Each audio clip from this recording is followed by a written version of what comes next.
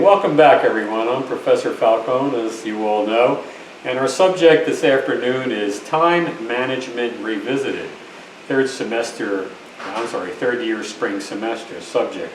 You know, you all participated and hopefully watched the video in your freshman year on time management. What we're going to do today is to revisit that subject because you're juniors now. 2 years have gone by. You've matured quite a bit. You've learned quite a bit at the university here, and you've been exposed to many, many things, both in the curricular nature and in the extracurricular nature. And now, as you begin thinking about your senior year and beyond, the issue of time management becomes very important for you to begin focusing on and thinking about. Our format for this video is a little different than the ones we've done in the past. It's an interview format, and here with me today is Sarah Arrighi. Sarah is a senior mechanical engineering student, and she's a terrific young lady, and I want to thank you, Sarah, for doing this video with me today. So what we're going to do here, I'm going to introduce the subject, put a little more emphasis on it, and then I'll ask Sarah a question, and then I have 6 specific topics I want to talk about. And for each of those, I'll ask Sarah to comment on them as well. If you recall from our first video, we talked about the fact that all of us have 168 hours per week. That's what we have. Every single person on this planet has 168 hours per week to do something with. Doesn't matter who you are, what title you are, how much money you have, what prestige you have, none of that matters. It's 168 hours per week. The question becomes, what are you going to do with that time that you have available to you? The other point I want to stress before asking Sarah my question is that there have been many, many studies done on time management, and what we do know is some of the most happiest people in the world are those who have figured out how to manage their time successfully. Conversely, some of the most stressed out and unhappiest people in the world are those who have not figured out how to manage their time. Regardless of your degree, regardless of what profession you choose, this is kind of a baseline fact. So personal happiness is somewhat tied to your ability to manage your time. Sarah, what do you do? What's your basic approach to time management? What do you do? I think as a college student, and especially in engineering, we're asked to balance so many things. And I think at the end of the day, so many students are like, I can remember I have a test this day, I have these homework assignments, I have these extracurriculars. But my big approach is putting everything in a planner. I don't trust my brain to remember every little thing that I have to do in my daily basis. So I think it's really important to stay organized and have a planner and write it all down so that you kind of know what's really important each day that you really have to get done. Sarah, do you is it written in a planner but handwriting, or do you put it on some sort of electronic, an iPad or something like that? I'm a big fan of handwritten because Okay. I feel like when you write things down by hand, it kind of sticks in your brain better, so it'll kind of help you organize your thoughts on paper and in your brain. I'd like you to listen to Sarah on that point. There is a difference between actually taking a pen and a piece of paper and writing something down rather than texting it into an iPad or on an iPhone. There's a substantial difference in that. So please take Sarah's guidance as important in that regard.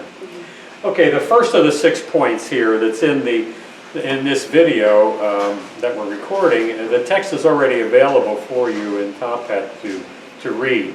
The first of the 6 that I want to talk about is stop saying yes to everything. We all fall into the trap of simply saying yes to things that we're told to do and things that we're asked to do. The result of that is we end up taking on too many things that exceed the 168 hours that we have available to us. There's a big misconception that you'll hear people in the profession say, and that is a supervisor, in order to get something done, he or she looks for the busiest person and gives the job to that person. That's a wrong thing to do. What it does is it stresses out the person that's working, and it makes the people who are not working more lethargic and lazier. So that's not a good thing for a supervisor to do. So it's important for us to learn how to say no. Sarah, let me ask you that question. Have you learned to say no, or do you say no? Tell us what you think about it. I think I struggle with learning when to say no. I really am the type of person that wants to say yes and kind of handle everything. But I really think it's important to know your limits and know what you physically can give to an act or like to another person in terms of time, in terms of energy. Because once you keep saying yes to everything and you're reaching that bound, you're not going to be doing any of the tasks successfully and something is going to lack. So do you say no? I have learned to say no. No. Do you say no sometimes? Yes. Okay, all right. Yes, I say no. Okay, So- all right. Okay. Well, if you actually do say no sometimes, then not only have you learned it, but you're actually applying that. And it's important for all of us to do that as well. But I also struggle with the same problem. At my point in my career, I struggle with that same issue. And then here's what happens with me. I feel guilty after I say no to somebody or something. So we have to get beyond that because once again, we're constrained with that 168 hours per week.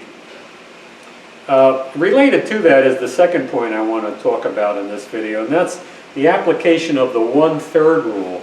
And you may recall hearing me talk about that in our first video that we did as freshmen. The 1/3 rule basically says if you have 168 hours in a week, about 1/3 of that time should be devoted to work, about 1/3 of that time should be devoted to sleep and rest, and about 1/3 to relaxation. And by relaxation, I mean to do things that you like to do that are not related to work. Hobbies, travel, music, art, things that you're personally interested that are not related to your work. So I guess in that vein, have you applied this 1/3 rule, Sarah? Yes, I feel like I've kind of needed to apply the 1/3 rule in order to like prioritize all those three things in my life. Senior year, for me, it kind of looks more like 1/3 school, 1/3 kind of planning for the future and doing things that I enjoy, and then the 1/3 relaxation, because I really do think like self-care and taking time for your mental stability in engineering is really important. But also right now, the times that I do spend looking towards the future and jobs and stuff is kind of how I've broken down my time. Okay. On that, let's talk a little bit about the rest issue. There's also been many studies done on the value of sleep and rest. And what we tend to do in our modern world is to deprive ourselves of sleep because we're convinced we're supposed to work more. But if you don't get about 8 hours of combinations, sleep and rest means just letting your mind just be free of all the anxieties of the day, it's not good for you. About 8 hours a day should be devoted to actual sleep, and I'll call it resting, just resting your mind. Do you do that? Would you put it in 8 hours a day? I say I would force 8 hours a day. Like I force myself to make sure that I get that proper amount of sleep because personally I know I will not perform well the next day without it. I do think it's really important to like prioritize that because I definitely struggle with having anxiety about all the work I should be doing. But having anxiety and just like worrying about work you should be doing is not doing that work. So that might not even be effective to helping your time management. That comment that Sarah just made leads us into the third one of our 6, and that issue is thinking about your work is not working. And for some reason or other in the last couple of decades, what has crept into the professional society is that people think they're working when they're not working. The idea is that as a professional, you're going to be taking your work home with you. Your job, you're not done your job at 5 o'clock, right? You're working on a project. It may go for 3 months or 6 months or 2 years. So therefore, it's always in your head. But if you're home and thinking about your project, that's not working. That's not in your 56 hours of work. So you should try not to. Put it subliminally in the back of your head, and don't be thinking it needs to be forefront in your mind all the time. What do you do to not think about work? What are some tricks that you use to not focus on your work when you're at home or when you're trying to relax? Well, to not focus on my work, I feel like I'm a big proponent of doing like in terms of studying, let's say I take an hour and for 45 minutes I will turn off all cell phones, all computers and do my work. But then the next 15 minutes I let myself take a complete break from work, and it's like I can go on my phone, I check, listen to a song or something, and I like take my brain completely away from school. And I feel like that refreshes me to like give it my best effort the next hour if I choose to study. Let's explore this a little further, Sarah. You said for 45 minutes of an hour, you shut off all electronic gadgetry, I'll call it. Sure, yeah. And that, by doing that, allows your mind to focus on your work. I'm a big proponent of focusing on one thing at a time and kind of giving it your best effort. Okay, I want you to listen carefully to what Sarah's saying there. This is a key issue of time management. Focus on one thing at a time. Give it your best focus while you're doing that. In order to do that, she shuts off all the computers and the handheld device and iPad, all that stuff. And then in that next 15 minutes, you turn all that stuff on. Yeah, and You I kind listen of to a give myself a song, break. send an email to a friend. Have a snack, that kind Have of a thing. snack? Yeah. Okay, Just you allow said- my brain to have a break to like recharge me for the next hour if I'm studying. That's a pretty interesting mix. I actually hadn't heard that one before, the 45 minutes and the 15 minutes. Seems to work for Sarah. It's a pretty interesting thing that you can all take away so that there's some time when you're not thinking about work. You're not thinking about work. Going back to the next one on here, number 4, is this whole issue of relaxation, which is one of those 3 time periods, 56 hours per week roughly, should be involved in relaxation. That doesn't mean sitting in front of the tube. I would call watching TV, especially if it's mindless TV watching, is sort of in the rest category. And by the way, that's not such a bad thing to do. Watching TV is fine, you know, but in relaxation, I'm talking about something you like to do that you're using your mind for, but not working. What do you like to do? What's your thing? Personally, for me, I've gotten really big into kickboxing. Okay. So I think exercise is a really important way to like exercise your brain in a completely different way because we're so used to exercising it in terms of like math and science. But it kind of forces you to get your blood pumping, get some exercise, and I think it helps completely take your brain off work. You know, that's an interesting kickboxing.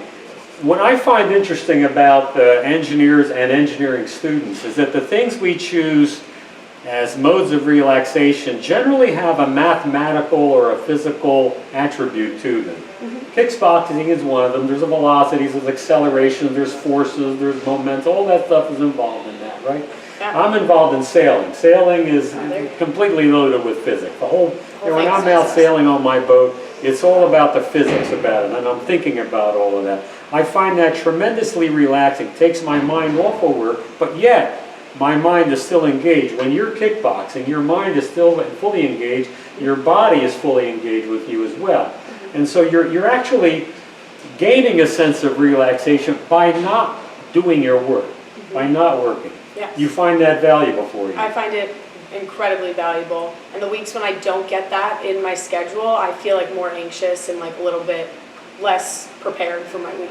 2 related questions. How much time a week do you spend kickboxing? I try to exercise at least 3 times a week, depending on homework. How many hours per time? Maybe like an hour and a half each time. Is that your goal? It would be That is my goal. 3 1.5 hour sessions per week Yes. is what you feel good about doing in the kickboxing. Yes, that would be my goal. Okay. So most All right. weeks I would like to say that, but not all the time. Okay, so for you guys out there listening to us, think about something that you like to do. And the time that Sarah applies to what she likes to relax on doesn't have to be the same thing you do, the same amount of time you do, but there should be something that interests you beyond school, beyond work, and beyond sleeping. Something else that fills that 1/3 of your life. Very important to allow some time for relaxation. Number 5 of the 6 on the list is this whole concept of work-life balance. Now, what we've noticed in taking some surveys in the Career Compass program over the last 3 years is that many of our students say that the number 1 priority in their lives, perhaps you're that way, maybe you're that way as well, Sarah, is work-life balance. What does that mean? Well, what it means is to try to do the 1/3 of work, the 1/3 of play, I'll call it, or relaxation, and the 1/3 of sleeping. In your own mind, how do you not place work first? In other words, you got this work-life balance issue. Work, relax, sleep. if we, as professionals, if we don't be careful about this, work consumes our entire minds. How do you deal with that issue? I struggle with that because right now my parents kind of view my college as like work, like my college curriculum is kind of like my job. So for me, like putting in that hours for college might extend past your typical like 9 to 5 job. So I definitely put college first above a lot of things. So I don't. Well, when you say college first, you mean your work at college? My like schoolwork is my number one priority. Your number one priority. Yeah. Okay, what about any other extracurricular activities that you're involved in here at the university? I also would I like to organize it like school is number one, and then like friends and volunteering are kind of like number two. So I really like do value the time that I can put into other clubs and like volunteer with students or like mentorship. So that's like definitely a high number two, but my college curriculum will always win out in those situations. Okay. All right, so what Sarah's saying here, I think is you're saying your job is coming first, right? You have these other things in your life, but the key thing you said at the beginning of the answer to that question is you're struggling with that. And this is an important point you're raising, because the subject of time management for your freshman video and for this one is just meant as a means of introduction for you. If you're like Sarah or you're like me or like anybody else in this world, you're going to struggle with this issue of time management. You're going to be a professional in your career. It's not a job, it's a profession, it's a calling, it's a career. So you're going to find your calling, your career to want to consume as much time as you have available. You're going to have to struggle to not allow it to consume your 168 hours per week, or you're going to end up stressing out and burning out too young in your life. There are many people in their late 40s and early 50s that are completely burnt out professionals. And that leads to other problems, social problems, divorce, alcoholism, all kind of other problems result in that when you don't focus on this concept of time management. So you're just a college student now, right? I'm aware of this later on in my career, but I will caution you and our students as well to be careful about this, managing your time. It's a very, very important issue. It's not something we're just talking about in the academic world. It's very important. And so to begin placing some emphasis on it now when you're in college, and there's a lot of demands on your time, it's important for you to do that now. One last point, number 6 on this issue, is to keep a clean desk. And although that might sound trite, it really isn't. There's a problem associated with what I will call visual clutter. If you have your desk at home, in your room, or in your dorm room or at home, your room is a complete mess and unorganized. You see that. You visually see that all the time. That visual stimulus going into your brain causes you to feel disorganized. So visual organization on your desk and in your dorm room and at home is very important. And I just want to ask Sarah to comment on that, this concept of visual clutter. I think like starting with like a clean workspace is kind of like starting from, it's like the basis of having like time management and like organizing your life. If you have 100 things at once, it's like overwhelming to look at. But if you have one thing on your desk and you just have to accomplish this one thing, then like it's manageable. But having too much clutter, too many assignments all at once, it's overwhelming, and then nothing effective is getting done. So for me, organization of my desk and everything really focuses down on like what environment am I going to be able to do my homework or study the best in. Okay. So you're a believer in this concept of a keep a clean desk. Very It sounds much to so. me like Sarah's doing that as well. Those are the 6 points that I wanted to mention, and I want to thank Sarah for participating in this interview. I want to emphasize the fact that I'll say it again, and I said at the beginning of this interview, that the happiest and the most successful people in the world are those who have figured out how to manage their time. They're not necessarily the smartest, they're not necessarily the most energetic, but they figured out how to manage their time. Very important. So keep that in mind. Time management and personal happiness and achievement of goals are tied together. That's why we decided to add a second video on this subject into Career Compass. The only other subject that we have more than one video on is ethical behavior.